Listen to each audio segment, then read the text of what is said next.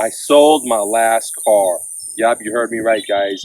If you've been following me since 2013, you know that I had multiple cars from Mercedes SL 550 to multiple Jeeps, trucks, smart car. I mean, so many different cars, guys. Okay, and then I ended up giving most of my stuff away to the homeless because I wasn't feeling happy. I was being depressed, even though I had ultimate success by defined by America, and I was tired of accumulation. So I became a minimalist. I give most of my stuff away.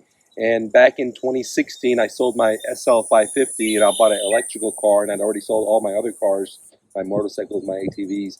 And so what happened is that maybe like 3 months ago, or actually, I'm sorry, maybe like a month and a half ago, 2 months ago, somewhere around there, I sold my electrical car. I decided that I was just going to ride electrical bikes and bikes versus cars because I was just so tired of cars. I was so tired of traffic, sitting at the light, stopping at the stop sign. I was so tired of paying for insurance. I was so tired of, you know, paying for maintenance. Even though that having an electrical car decreased my maintenance by 1,000 times, I just didn't want to pay for it anymore. I did the numbers in my mind. I'm like 40 something years old. Since 16, I've been paying insurance, and I just did the numbers. Let's say you just have minimum coverage, which I never did. I had full coverage. It roughly about, let's say, $1,000. Over so many years, I thought to myself, that is so much money I've been giving to the insurance companies for what? When I get in the wreck, they're always giving me a hard time, etc. And I thought about all the repairs I did, all the oil changes I did, all the, blah, blah, blah. And I thought about like all the times I had to sit in, go get my car repaired. I had to sit in there and wait for my car to get fixed. Um, all the times I had to get, pay for inspection, registration, toll tags, maybe tickets because I was going too slow, I was going too fast, maybe I park in a bad parking space. I thought about all the stuff that came with a car, and I thought to myself, man, like, besides that, the most important thing why I didn't want to ride a car anymore is because it wasn't making me happy anymore. A, didn't make me healthy. B, I was just sitting in traffic all the time. Three, getting pulled over a couple of times by police by racial profiling, which I wasn't too happy about. Like over the years, this has happened multiple times, and I thought, you know what, man, like, I don't need that kind of harassment.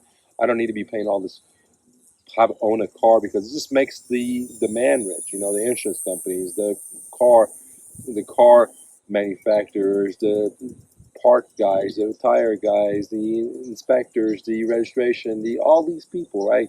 The city, all that stuff. And you know what? Then I don't need to do that anymore because not because of the monetary thing, is because I want to just exit the metrics. I want to get out of the metrics. I don't want to be tied to the metrics anymore. You know what I mean?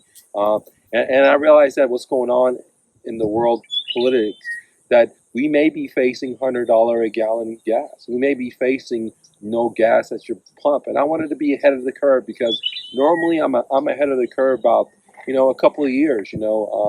Back in when I sold my car, my SL, and I got an E car. I was ahead of the game. Everyone said, "Oh, that blah blah blah," and now gas is so high, everyone wants the E car, but I've already sold my e-car and I'm into the next thing because, there's a big possibility that gas can be not at the gas pump. But that's not why I did it, okay? And it wasn't because of the financial money that I spent. I didn't do that either. Those were like factors, but they were not the primary factors. They were the secondary factors, okay? The primary factor was that I wanted to be more healthier, right? Like I wanted to use my own energy to go from point A to point B. And I wanted to exit the metrics. Those are pretty, powerful primary um, reasons why I decided, to not have own a car anymore. Okay, and am I going to be saving money with that? Absolutely, a lot of money. But I think the most important amount of money that most people don't realize is, for example, if you look at the number one cause of death in America is heart attack, right? If you look at what the bill of a heart attack is, you're looking at $200,000, $300,000 for a coronary surgery. Okay, so I know because I know I have family members that had that, and I know what it cost is. So for me, it was about feeling better, feeling good, You know, when I'm riding bikes, I feel good. I get all this hormones being pumped into my brain. You know, I'm more physically fit from it. I'm nicer. I get to enjoy nature. I can just sit out by underneath the tree, you know, eat some watermelon or something, drink some hot tea, uh, and I really like it, you know. And I'm so glad that I got into bicycling, okay, because it has really changed my life from being a workaholic. Um, I guess there's a lot of factors that have changed my life. You know, being a minimalist has definitely changed my life. You know, riding bikes has definitely changed my life. Um, just having a few things, not to be associated or trying to accumulate so much stuff. You know, that has definitely helped me out realize what's important in life or not, and what's not. So, you know, I just want to let you know, guys, I don't own a car anymore. I'm riding bikes. I've been super happy. It's about 1 month and 2 weeks or 3 weeks, probably about 1 month and 2 weeks. So I've been riding bikes solo. And I've been super happy with it, man. I haven't lost any weight yet, but I'm not looking like I'm sure I will down the line. But I've been doing some serious miles. Going to the grocery store, going to um, get something to eat, taking the kids out to the park, to the trampoline park, whatever, to the pool, etc. So it's been an amazing time, transforming from being a car driver to, not owning a car anymore. And at first it was a little scary, but, mostly for my kids, they were like, oh man. But for me, it wasn't that scary. I knew that, anything I put my mind to, I can do it, and same with you. Anything you want to do, you can do it. And I highly recommend pursuing your dreams because you only live once. You will be dead soon. Let me say that again. You will be dead soon. I know it sounds bad, but that's the truth. And I know the truth is sucks, but we will all be dead soon. So make sure you live your life. Make sure you have some fun. And make sure you don't go to your deathbed with, hesitations like, oh, I wish I did this. I wish I did that. Because anything I wanted to do in life, I've done.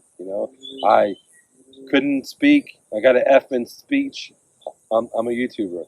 I couldn't pass English. I didn't even pass the college English. I had to, or the state English test. I had to get around it by taking so many different classes. Okay, so guys, I couldn't even read or write. I wrote books and made little pocket change out of it. Right. So um, you know, anything you want to do, you can do. You just have to have the be tenacious, be courageous, and be brave to follow your heart. And that's one of the main things that I've done in my life, right? I followed my heart. When I lived in my car after college and I wanted to start, a multi-million-dollar business, I wasn't scared. I was scared, but I went and did it, right? Once I made all that money, as a refugee to America with $100, and I wasn't happy. I wasn't afraid to close my business down because I didn't owe anyone any money and give most of my stuff to the homeless. I wasn't afraid. Most people would never do that. Okay, I wasn't afraid to start over. Yes, it's scary. When I say I wasn't afraid, it doesn't mean that I'm not scared or I wasn't scared. I'm always scared just like anyone else. But I always tell myself, it's what I tell my kids. When I feel scared, I always tell myself, I'm brave. I'm strong. I can do this. And then I just go do it, dude. You know what I mean? And I suggest the same thing when I suggest to my kids. When you feel scared, you just tell yourself, you're brave, man. You can do this. And then you just go do it, dude.